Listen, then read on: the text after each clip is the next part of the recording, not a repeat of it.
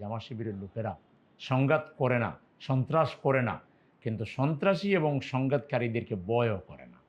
আওয়ামী লীগের যে পরিণতি হয়েছিল, একই পরিণতির দিকে তাদেরকে যেতে হবে। আসলে দেখেন, এই নির্বাচনে এইভাবে জাতির সাথে প্রতারণামূলক আচরণ, বৈষম্যমূলক আচরণ করা হবে, এটা আমরা কল্পনা করিনি।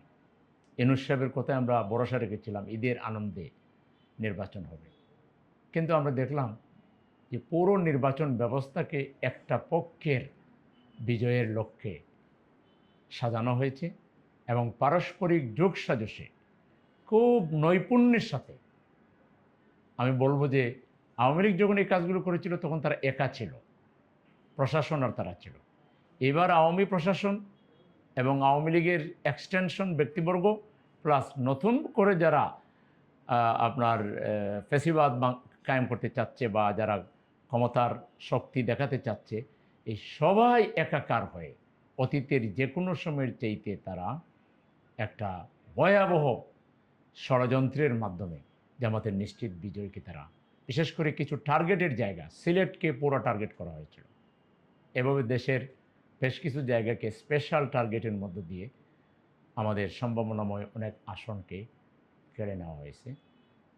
আমরা সাময়িকভাবে হয়তো সংসদে যাইনি অনেকে, কিন্তু আমরা মনে করি এর মধ্য দিয়ে যারা অন্যায়টা করেছে তারা টের পাবে যে তাদের রাজনৈতিক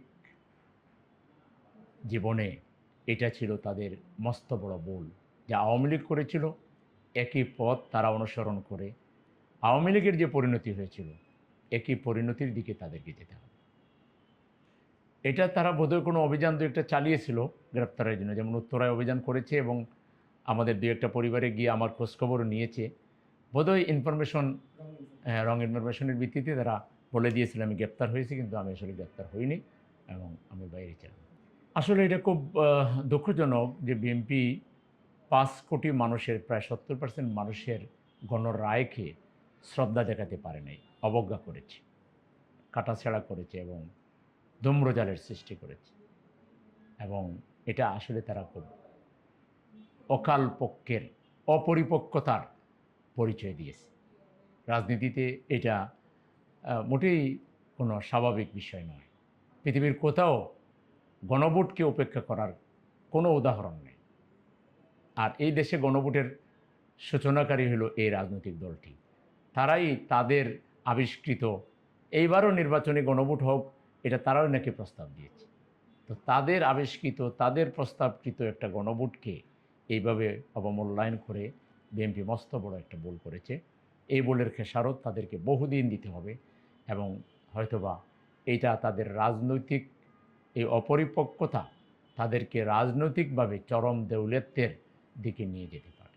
আপনাদের সাথে যে বিএনপির একটা বড় ধরনের অসহিষ্ণুতা বা তবে আমি যেটা আপনার একটা প্রশ্নের আনসার দেই নাই, যে সংঘাত সংঘর্ষের কোনো আশঙ্কা আমরা করি না। কারণ হলো সংঘাত কে কার সাথে করবে, এবং সংঘাতের রাজনীতি যারাই করেছে তারা নিজেই এর খারাপ পরিণতি, এর কুফল তারা বহন করেছে। আমরা আমাদের দিক থেকে বলতে পারি যে আমরা কখনো সংঘাতকে স্বাগত জানাই না এবং সংঘাতকে আমরা প্রশ্রয় দেই না। আর আমরা আশা করি ক্ষমতাসীন রাজনৈতিক দলও তারা জামাত শিবির সম্পর্কে এটা ভালো করে জানে যে জামাত শিবিরের লোকেরা সংঘাত করে না, সন্ত্রাস করে না, কিন্তু সন্ত্রাসী এবং সংঘাতকারীদেরকে ভয়ও করে না। আমরা শুধু আল্লাহকে ভয় করি। সুতরাং আশা করি এখানে কেউ সংঘাতের প্রতি যাবেন না, এটা কারোর জন্য কল্যাণকর হবে। আওয়ামী লীগের রাজনীতির কোনো ভবিষ্যৎ বাংলাদেশে আর নাই। আওয়ামী লীগ, আমার ধারণা এটা, মানুষের ধারণা তো মানুষের ধারণা নাই, আল্লাহ নোজ বেস্ট। তো আমার ধারণা আওয়ামী লীগ আর বাংলাদেশের রাজনীতিতে ফিরে আসার কোনো পিউরিফাইড বা এটা কি বলতেছে পিউরিফাইড হোক আর অপিউরিফাইড হোক, কোনোভাবেই আওয়ামী লীগ বাংলাদেশের রাজনীতিতে আর সারভাইভ করার কোনো সুযোগ আমি দেখি না। তবে এইটা সুযোগ তৈরি করার জন্য যদি কোনো পক্ষ দায়ী হয়, তাইলে জুলাই সনদ যারা অগ্রাহ্য করছে এর দায় তাদেরকে নিতে হবে। জুলাই সনদ যদি সঠিকভাবে কার্যকরী হয়, তাইলে সবচাইতে বড় লাভবান হবে যারা আওয়ামী বিরোধী রাজনীতি করে এই পর্যায়ে এসেছেন সেই রাজনৈতিক দলগুলো। এর মধ্যে বিএনপি আছে, জামাত আছে।